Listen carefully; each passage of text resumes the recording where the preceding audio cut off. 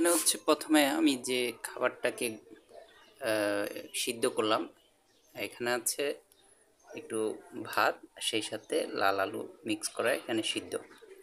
এটা হচ্ছে সজনে গুঁড়া। এটা তৈরি করতে পারেন, অথবা এটাকে আপনি নিজেই গুঁড়ো করে এভাবে শুকিয়ে সংরক্ষণ করে অনেক দিন ইউজ করতে পারবেন।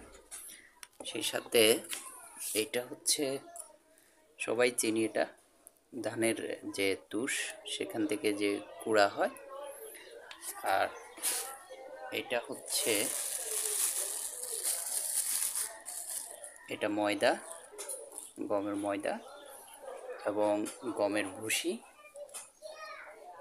আর এটার সাথে মিক্স করব ভিনেগার এবং সেই সাথে লবণ। তো খাবারে সামান্য মুখরোচক করতে একটু সামান্য একটু ফিড নিতে পারেন।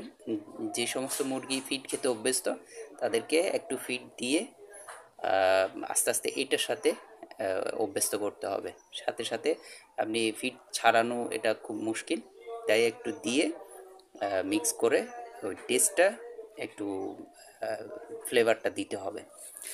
আচ্ছা, অভ্যেস হয়ে গেলে পরে আর না দিলেও চলবে। তাহলে আমি এগুলোকে একটা একটা করে মিক্স করব। উত্তম রূপে মিক্স করার পরে এটা পরিবেশন করব।